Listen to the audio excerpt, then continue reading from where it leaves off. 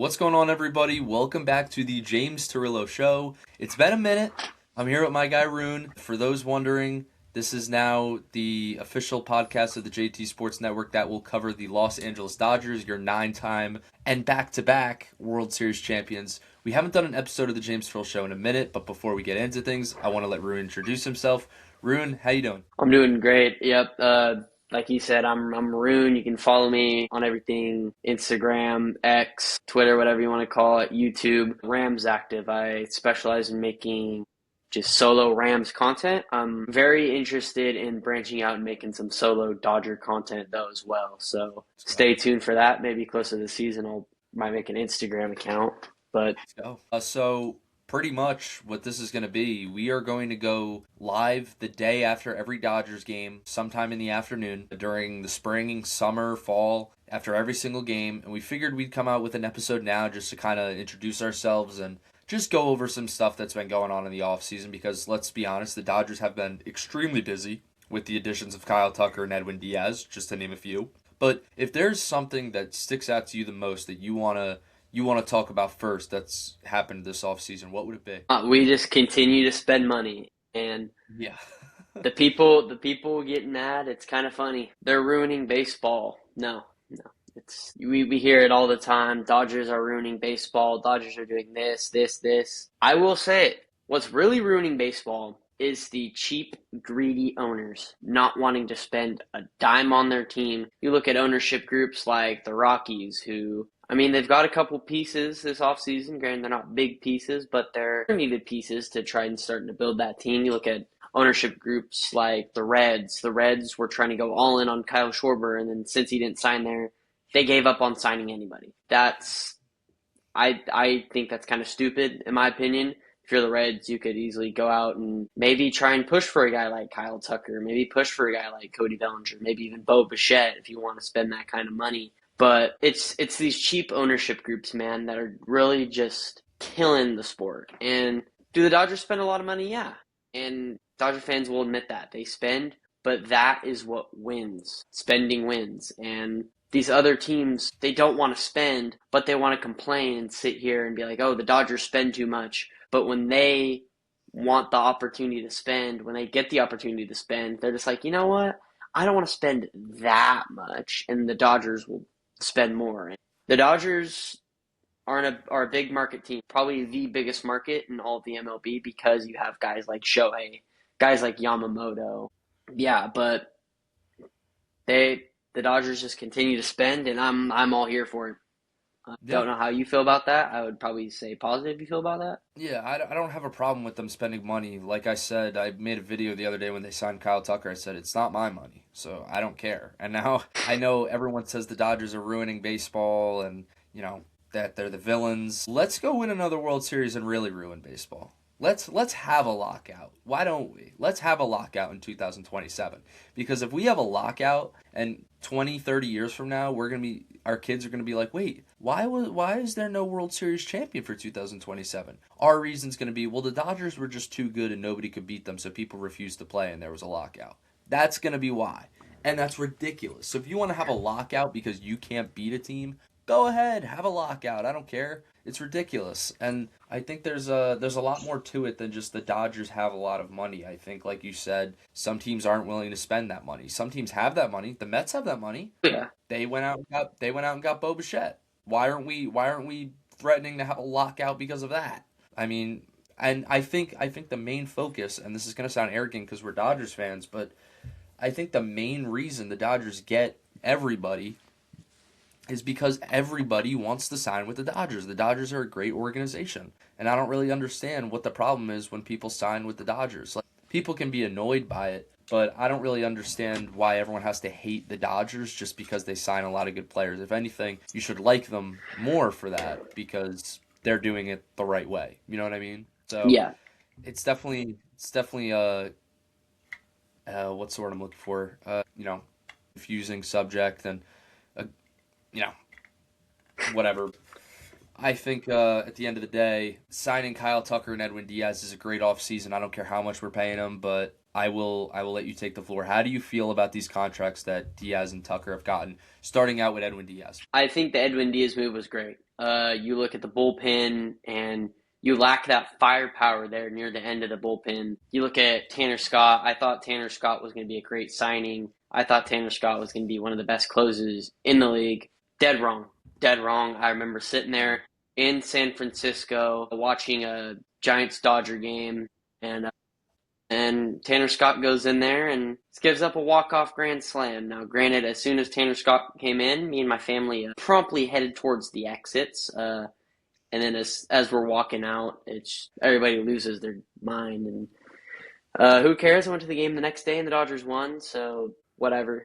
Funny story about that game. We were sitting in this section, and I feel like every time this dude, so Kershaw was on the mound. It was my final time ever seeing Kershaw on the mound, and it was in San Francisco, so that's always cool. But every time Kershaw, when we would do this, there's this dude in my section who would just retire Kershaw, and it was funny. And every time the Dodgers got a hit, I think the Dodgers won that game like 8-1 or 8-2 or something like that. I feel like every time the Dodgers scored a run, all the Dodger fans in my section, because there was quite a few in my section, they would all just say retired Kershaw, and it was kind of funny because you're just looking at the guy like, hey, like suck on that. Yeah. But I mean, getting back on the topic to Edwin Diaz here. Edwin Diaz, great signing. I 100% approve of the signing. Told you before we got on here, I have an Edwin Diaz jersey on my birthday wish list. I want to be one of the only people walking around wearing an Edwin Diaz jersey. But Edwin Diaz,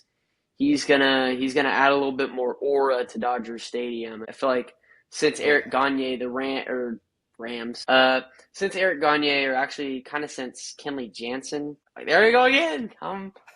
Well, the Rams won one game, and that's all I think about. The Dodgers have lacked that aura from the closer, and now you had Eric Gagne coming out to Welcome to the Jungle, Game Over. You had Kenley Jansen coming out to California Love, and now I have the Trumpet Man. You have Edwin Diaz coming out to Timmy Trumpet. That song is first time I'm in Dodger Stadium and I hear him coming out. That's gonna give me insane goosebumps. It's gonna be so awesome, insane, bro. insane. It is gonna be awesome. I feel like people are mad about Edwin Diaz coming to the Dodgers because he could have gotten that money, if not more, from the Mets, but he chose the Dodgers because they're more of a winning team. And that's what I think people miss the point on. Like, he didn't go to the Dodgers because he's getting 20-something million dollars. He could have gotten that from the Mets. He wanted to play for the Dodgers because they're the Dodgers, you know? Like, I'm sure the Mets could have paid him that money, and I'm sure they offered it to him. I'm sure they did. But he wanted to be a Dodger, just like we would want to be, just like anybody would want to be. So I don't really understand that. But let's move on to Kyle Tucker real quick. Kyle Tucker is a Los Angeles Dodger, but the contract now this is a lot of money. Yeah. $50 million a year. What are your thoughts? I do think it might be a little bit of an overpay. It is a lot of money. But you look at Kyle Tucker, and Kyle Tucker was an all-star. I mean, let's not beat around the bush.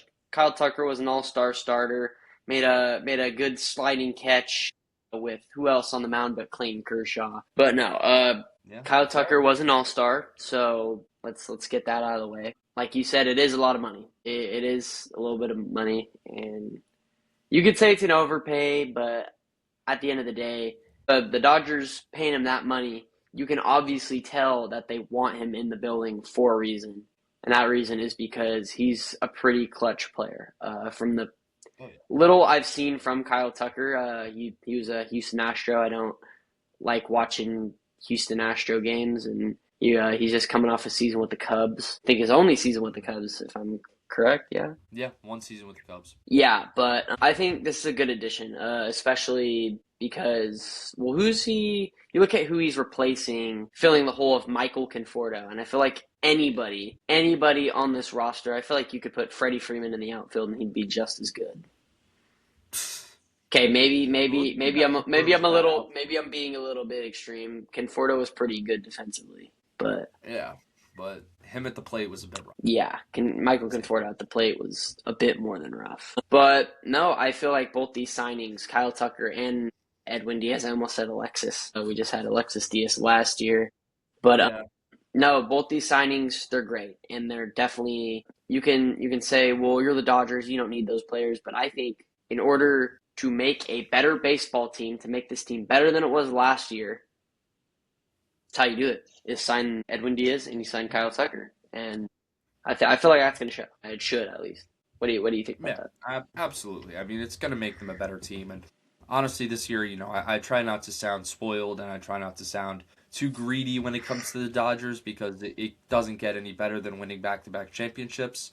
But if they want to go for the three-peat, I think they got to, lock in a little bit more in the regular season this year because you got to keep in mind last year they only had 93 wins. That's not that many.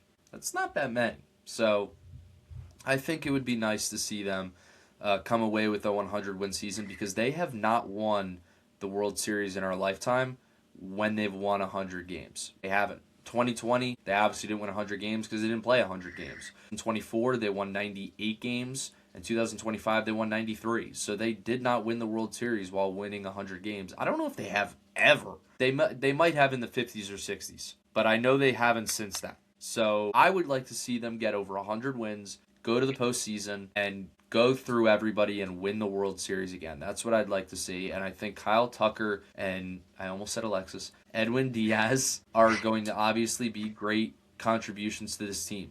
But speaking of all the contributions of this team, I wanted to go over a little bit what you think the lineup should be and what I think the lineup should be. And then we can come to an agreement and say what we think it will be. Are you down for that? Yeah, yep, sounds good to me.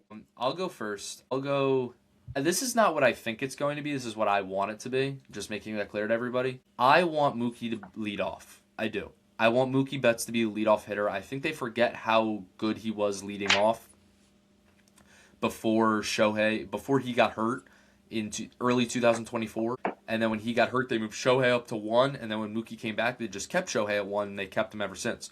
Which I don't hate because they're winning games. But I think it would be winning games by more if Shohei was batting second or third. So I think Mookie Betts should be number 1. He is a leadoff hitter. He's been a leadoff hitter pretty much his whole career, and we just changed that these past few seasons, which I don't really understand. But I would have Mookie lead off. I would have Freddie Freeman bat second, and I would have Shohei bat third. And I bat Freddie second because he gets intentionally walked way too often, and you can't do that if Shohei Ohtani is hitting behind him. So you gotta pick your poison there. Nobody's gonna intentionally walk to get to Shohei. So Freddie's never getting intentionally walked again if we do this. Batting fourth, I would have Will Smith. Batting fifth, I'd have Kyle Tucker. Batting sixth, I'd have Teoscar Hernandez. Seventh, I would have Max Muncy, which is crazy that he's batting seventh on this team. When he's hot, he's hot. Batting eighth, I would have Tommy Edman. And then ninth, I would have either Haesung Kim or Andy Pages, depending on who's playing that night. So it's pretty much all lefty-righty, except there's only 2 back-to-back lefties, which is Freddie and Shohei. But that's what I would like to see the lineup be. But I'm definitely open to hearing your thoughts as well. Yeah, I think I almost 100% agree with you on that. I think I would maybe put Muncy ahead of Teo. Maybe I don't know. I feel like you could swap the both of them. I feel like you could switch them off. But besides that, I think yours is perfect. I mean, I don't see anything wrong with it. I do like the idea of Mookie leading off because you did see it a couple times last year, and I'm pretty sure it worked multiple times. But I don't think they'll do that. I think they might do it if Shohei starts hitting leadoff home runs and the rest of the offense can't do anything. But yeah, I don't know. I don't think it's very likely that they put Mookie up in the leadoff spot. However, I would want Mookie in the leadoff spot. So I think yours is good. Yeah. I think the lineup we have is pretty good, but the lineup I think they'll go Shohei 1, Mookie 2, Freddie 3, Smith 4, Tucker 5, Teoscar 6th, Muncy 7th, Pages 8th, and then 9th would be Edman or Kim. So that way it's lefty-righty. So I think this Kyle Tucker pickup is so clutch because he's also a lefty, and having him, he's going to be batting 5th on this team. 5th. I mean, that's absurd that Kyle Tucker is batting 5th on this team. And it's awesome. It's a great time to be a Dodgers fan. So if you're watching this and you're a Dodgers fan, if you want to subscribe, leave us a like so we can get out to all the Dodger fans out there. We'd really appreciate it. But before we wrap this up, Rune, one more thing. If you could give me a prediction for the rest of the offseason, a hot take, maybe someone signing somewhere, maybe a trade happening, or maybe it's just the team doing well for the upcoming season that you don't expect, what would it be? I have seen some rumors of the Dodgers potentially being linked to Brewers pitcher Freddie Peralta. Now, I don't know if you've seen anything regarding this, but could be something to potentially monitor. The Dodgers could potentially not be done, and I don't know if they want to go out and get Freddie Peralta. I think he's a really good pitcher. I think he's a really good player overall. But I don't know. Do you think the Dodgers would want to go out and make a move for another starting pitcher? You think they're set? I don't think it's going to happen only because they have 5 really good starting pitchers. They have Shohei Ohtani. They have Yoshinobu Yamamoto. They have Tyler Glasnow, Blake Snell, and Roki Sasaki. 5 right there. So if you were to get Freddie Peralta without giving up any, or if you got Freddie Peralta, you're going to have to give up at least one of those guys. So I don't know who it would be. I don't see them trading any of those guys. They informed Tyler Glasnow he wouldn't be traded this offseason. And they're not going to trade any of those other guys that I named. So the only way I see it happening is if they plan on doing a 6-man rotation or they plan on keeping Sasaki in the bullpen, which I doubt. I don't think they're going to want to do that, but that's the only way it would happen. So I don't think that's going to happen. I just don't see it as being a necessary move, but at this point, nothing's really necessary with the team they have. I don't think it's like a move we have to make. So I would be fine without Freddie Peralta, in my opinion. So I think there's definitely a lot of moves they can make to maybe improve the bullpen, or they went out and got a closer, so they don't need a closer. They don't need anything in the rotate or not. Yeah, they don't need anything in the rotation. They don't need anything in their lineup. Maybe I'd like to see them improve their bullpen a little bit, but that's about it. I'm not gonna sit here and say that their bullpen sucks because it doesn't. So it's definitely a team that's ready for opening day. I think their lineup is set, and we're just gonna have to wait and see. So, any last thoughts, Rune, before we wrap things up? This season's going to be exciting, man. They all are exciting. You look, there's some ups, some really bad downs. You were there for probably the worst moment of the Dodgers season last year. Yeah. But I don't know. The quest for the three-peat starts in what, March? Is that when spring training starts? March 26th, I think it is, opening day. It's pretty early this year. It's like the earliest it's ever been. Ooh. Yeah. We're getting close. We are getting close. We're only like 2 months away. Getting very close. But the quest for the three-peat starts in March. So they better, if they're going to do one more thing in the offseason, better go and do it. But besides that, I think with this roster, even if you don't want to make another move this offseason, I think this team's ready to go and compete for a third straight World Series title. If the Dodgers win the World Series this year, where do you rank them amongst franchises in MLB history? I don't know. It's a tough question. I feel like they'd have to be 3 at the very least. How many World Series has the Red Sox won? I know they've won. The Definitely. Red Sox have won 9. The Cardinals have 11.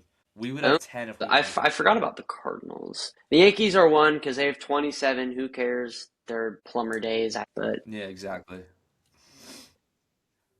Forgot about the Cardinals. I feel like they'd be 3. You look at ring count. Yankees at 1. I think it'd be Cardinals at 2, and then the Dodgers at 3. So I rank them 3 based on the ring count. I don't know if you have anything different, but yeah, I mean, in terms of rings, they'd be 3rd. So I understand your point. In terms of right now, or at least this century, the Dodgers are the best franchise in sports, in my opinion. Yeah. So yes. I think everybody wants to be like the LA Dodgers. They want to win their rings. They want to have their success. So I would put them at number 1 if we're talking right now, honestly.